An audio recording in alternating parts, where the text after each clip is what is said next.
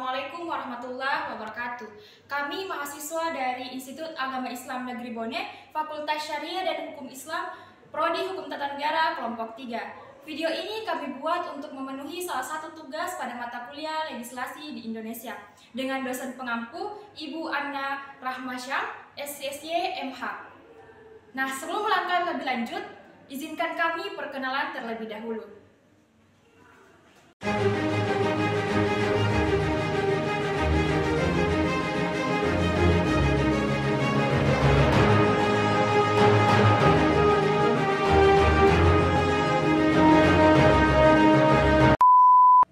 Sebelum membahas lebih lanjut terkait dengan regulasi tentang peradilan agama, yaitu Undang-Undang Nomor 7 Tahun 1987, sebelumnya saya akan membahas terkait dengan bagaimana latar belakang lahirnya regulasi tersebut.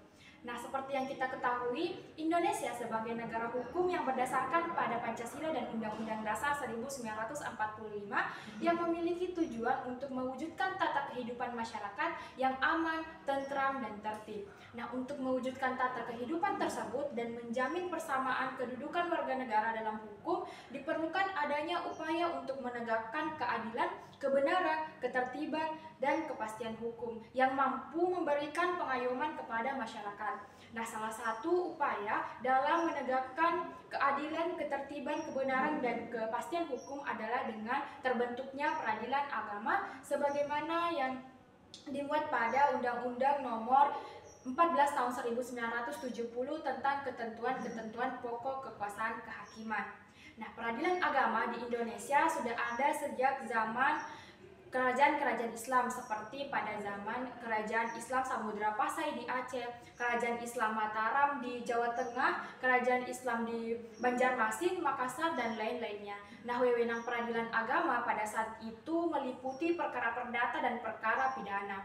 Nah, peradilan agama di Indonesia mencerminkan suatu perwujudan aktualisasi titah dalam kehidupan masyarakat Indonesia. Nah, dalam mengaktualisasikan titah dalam kehidupan masyarakat di Indonesia dengan yang memuat beragam bentuk dan beragam arti, sehingga peradilan agama di Indonesia dituntut untuk dapat mengaktualisasikan dirinya dalam memenuhi hajat hidup masyarakat dan bangsa. Nah, peradilan agama pada awalnya diatur dengan beberapa peraturan tentang peradilan agama yang berlaku di berbagai peraturan, seperti peraturan tentang peradilan agama di Jawa dan Madura, yaitu terdapat dalam Statsbed tahun 1882 nomor 152 dan Statsbed tahun 1937 nomor 116 dan nomor 610, dan juga peraturan tentang kerapatan kodi dan kerapatan kodi besar oleh sebagian residensi Kalimantan Selatan dan Timur yang terdapat dalam Statsbed tahun 1937 nomor 638 dan 639. Kemudian juga pada peraturan pemerintah nomor 45 tahun 1957 tentang pembentukan pengadilan agama atau mahkamah syariah di luar Pulau Jawa dan Madura. Nah, dalam hal ini Provinsi Aceh. Nah, untuk melaksanakan Undang-Undang Nomor 14 Tahun 1970 dan untuk menegakkan hukum Islam yang berlaku secara yuridis formal dalam Negara Kesatuan Republik Indonesia, pada tanggal 8 Desember, Presiden Republik Indonesia menyampaikan rancangan undang-undang terkait peradilan agama kepada DPR untuk dibahas dan disepakati sebagai undang-undang yang mengganti semua peraturan perundang-undangan yang pernah berlaku tentang peradilan agama yang tidak sesuai dengan Undang-Undang Dasar 1945 dan Undang-Undang Pokok-Pokok Kekuasaan Kehakiman. Nah, setelah dibicarakan secara mendalam, dibahas dan diuji dengan berbagai wawasan dan peraturan perundang-undangan yang pernah berlaku, akhirnya pada tanggal 14 Desember 1989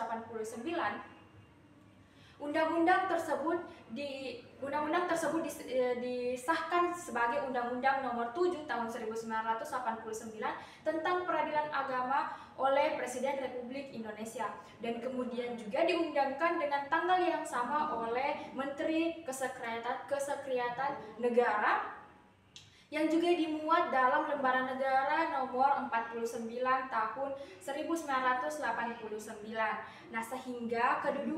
Sehingga peradilan agama secara yuridis formal, peradilan agama memiliki kedudukan yang sama dengan pengadilan lainnya.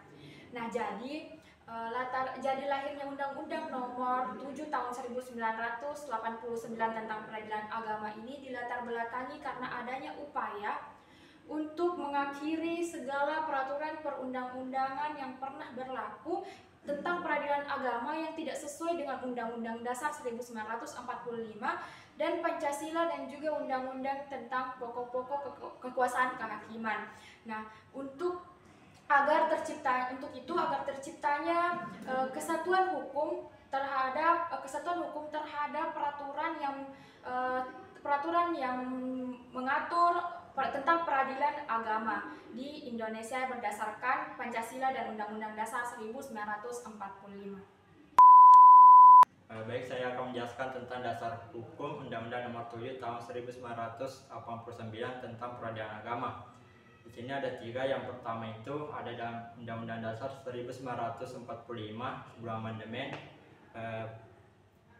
yaitu pasal 5 ayat 1 yang berbunyi Presiden memegang kekuasaan untuk membentuk undang-undang melalui persetujuan Dewan Perwakilan Rakyat. Pasal 20 ayat 1 berbunyi tiap undang-undang menghendaki persetujuan Dewan Perwakilan Rakyat. Pasal 24 ayat 1 berbunyi kekuasaan kehakiman dilakukan oleh sebuah Mahkamah Agung dan lain-lain badan kehakiman menurut undang-undang. Dan ayat 2-nya berbunyi susunan kekuasaan badan-badan kehakiman diatur berdasarkan undang-undang. Dan pasal 25 yang berbunyi syarat untuk menjadi dan diperhatikan menjadi hakim itu diatur dalam undang-undang. Nah, dasar hukum yang kedua di sini adalah Undang-Undang Nomor 14 Tahun 1970 tentang ketentuan pokok kekuasaan kehakiman. Di dalam undang-undang ini telah diatur seperti ketentuan umum, badan-badan peradilan dan asas-asasnya, kewajiban, hubungan, dan kedudukannya. Dan dasar hukum yang ketiga di sini adalah Undang-Undang Nomor 14 Tahun 1985, yaitu tentang Mahkamah Agung. Di dalam undang-undang ini juga telah diatur seperti susunan, kekuasaan, serta kedudukan Mahkamah Agung itu sendiri. Bismillahirrahmanirrahim. Baik, saya akan menjelaskan mengenai perubahan dan regulasi mengenai Undang-Undang Nomor 7 Tahun 1989. Perlu sama-sama kita ketahui bahwa Undang-Undang Nomor 7 Tahun 1999 itu tidak serta-merta lahir begitu saja, melainkan Undang-Undang Nomor 7 Tahun 1989 itu telah mengalami beberapa pergolakan sehingga melahirkan undang-undang tersebut. Yang pertama, jika kita menelisik lebih jauh bahwa lahirnya Undang-Undang Nomor 7 Tahun 1989 itu tidak terlepas daripada Undang-Undang Nomor 19 Tahun 1948 yang kemudian dirubah menjadi Undang-Undang Nomor 19 Tahun 1964, di mana undang-undang ini mengatur tentang ketentuan-ketentuan pokok kekuasaan pengadilan. Namun seiring berjalannya waktu, pada tahun 1982 pemerintah mengeluarkan keputusan Presiden Nomor 33 Tahun 1982 yang bertugas untuk kemudian melahirkan tim yang menyusun Undang-Undang Nomor 7 Tahun 1989 itu sendiri. Tim ini kemudian berhasil menyusun 204 pasal mengenai kekuasaan kehakiman dan 58 pasal mengenai hukum acara pengadilan agama. Maka dari itu Lahirnya Undang-Undang Nomor 7 tersebut itu juga melalui Kepres tersebut. Terlepas daripada Kepres tersebut, Undang-Undang Nomor 7 tahun 1989 ini terdiri atas 102 pasal dengan 7 bab, di mana 7 bab ini terdiri pertama adalah ketentuan umum, yang kedua susunan pengadilan, yang ketiga adalah kekuasaan pengadilan, yang keempat adalah hukum acara, yang kelima adalah ketentuan lain-lain, keenam adalah ketentuan peralihan, dan ketujuh adalah ketentuan penutup. Selanjutnya, Undang-Undang Nomor 7 tersebut beralih menjadi Undang-Undang Nomor 3 tahun 1900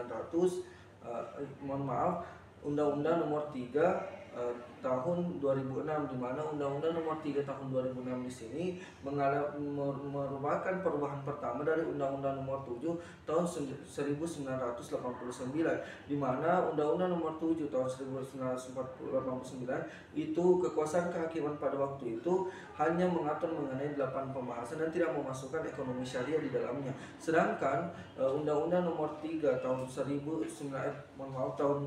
tahun 2006 ini sudah jelas memasukkan ekonomi syariah sebagai kekuasaan daripada pengadilan agama itu sendiri. Perlu sama-sama kita ketahui bahwa kekuasaan kehakiman di sini dimaksudkan mengenai kompetensi relatif dan juga kompetensi absolut daripada pengadilan agama itu sendiri. Seiring perkembangan waktu terjadi juga perubahan mengenai Undang-Undang Nomor 7 tahun 1989, kemudian berubah menjadi Undang-Undang Nomor 3 tahun 2006, yang kemudian berubah lagi menjadi Undang-Undang Nomor 50 tahun tahun 2009, di mana Undang-Undang Nomor 50 tahun 2009 ini mengatur atau melakukan perubahan mengenai Undang-Undang Nomor 3 tahun 2006, yaitu mengenai hukum acara pengadilan agama, yang merubah beberapa ketentuan-ketentuan termasuk di beberapa pasal seperti pasal 29, pasal 49 dan beberapa pasal lainnya.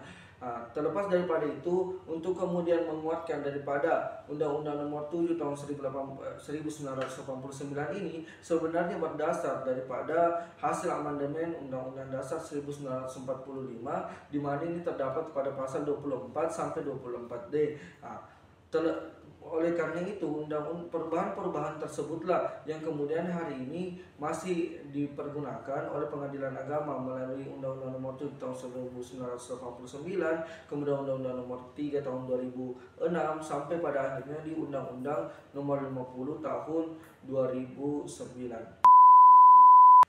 Baik, di sini saya akan menjelaskan mengenai tujuan dari pembentukan regulasi tentang peradilan agama. Adapun tujuan dari dibentuknya Undang-Undang Nomor 7 tahun 1989 yaitu untuk menciptakan kesatuan hukum yang mengatur mengenai peradilan agama dalam kerangka sistem hukum nasional dan disesuaikan dengan Pancasila dan juga Undang-Undang Dasar Negara Republik Indonesia tahun 1945, dan juga untuk mewujudkan peradilan yang cepat, sederhana, dan biaya ringan sesuai dengan yang diamanatkan dalam Undang-Undang Nomor 14 tahun 1970. Nah, seperti yang telah dipaparkan oleh teman saya sebelumnya, terkait adanya keberagaman mengenai dasar hukum yang mengatur mengenai peradilan agama. Di antaranya yaitu terdapat peraturan tentang peradilan agama di Jawa dan Madura, dan juga terdapat peraturan tentang kerapatan kadi dan kerapatan padi besar sebagai bentuk residensi di Kalimantan Selatan dan juga Timur. Keragaman mengenai dasar hukum tentang peradilan agama tersebutlah yang harus segera diakhiri. Maka dari itu, diperlukanlah perombakan yang bersifat mendasar tentang segala peraturan yang mengatur tentang peradilan agama, dan juga menyesuaikannya dengan ketentuan-ketentuan pokok kekuasaan kehakiman yang menjadi dasar serta pedoman bagi semua lingkungan peradilan. Nah, itu tadi mengenai tujuan. Berikutnya saya akan menjelaskan beberapa hal yang terkait dengan peradilan agama.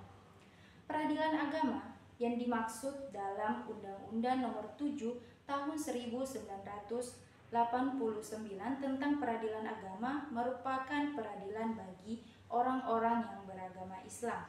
dan juga merupakan suatu pelaksana kekuasaan kehakiman bagi rakyat pencari keadilan yang beragama Islam terhadap suatu perkara perdata tertentu yang telah diatur dalam Undang-Undang Nomor 7 Tahun 1989.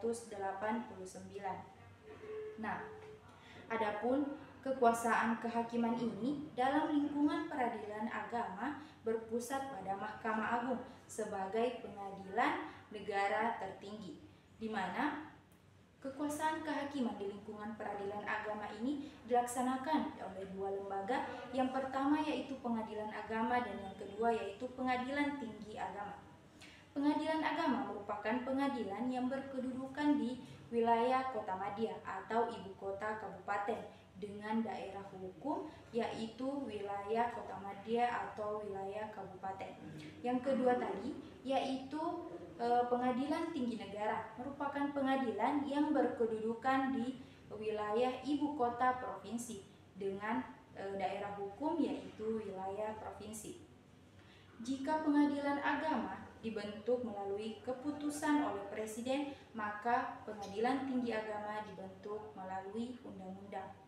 Adapun tugas dan wewenang dari pengadilan agama yaitu berwenang dalam memeriksa, memutus dan menyelesaikan segala perkara di tingkat pertama antara orang-orang yang beragama Islam dalam bidang perkawinan, kewarisan, wasiat, dan hibah yang disesuaikan dengan hukum Islam, wakaf, dan juga sedekah. Nah, selanjutnya saya akan menjelaskan mengenai apa saja yang menjadi kewenangan dari pengadilan dalam mengadili suatu perkara. Ternyata pengadilan dalam mengadili suatu perkara memiliki dua kewenangan. Yang pertama yaitu kewenangan relatif atau kompetensi relatif dan yang kedua kewenangan atau kompetensi absolut. Kewenangan relatif di sini merupakan pembagian kekuasaan atau kewenangan pengadilan dalam mengadili suatu perkara antar pengadilan yang sama yang berhubungan dengan tempat tinggal atau domisili dari para pihak yang berperkara, khususnya bagi pihak yang tergugat. Dengan kata lain, bahwa pengadilan mana sih yang berhak dan berwenang dalam memeriksa dan memutus perkara. Yang kedua, kewenangan absolut. Nah, kewenangan absolut pengadilan merupakan kewenangan yang diberikan pengadilan untuk mengadili suatu perkara yang berkaitan dengan jenis perkara tertentu, di mana bersifat absolut dan bersifat absolut atau bersifat mutlak, yang artinya perkara tersebut tidak boleh diperiksa oleh badan peradilan lainnya. Nah, itulah tadi penjelasan dari kelompok kami tentang regulasi terkait dengan peradilan agama, yaitu Undang-Undang Nomor 7 Tahun 1989 tentang peradilan agama. Semoga video kami dapat bermanfaat bagi teman-teman sekalian. Sekian dari kami. Wallahu muwaffiq ila aqwamit thoriq. Wassalamualaikum warahmatullahi wabarakatuh.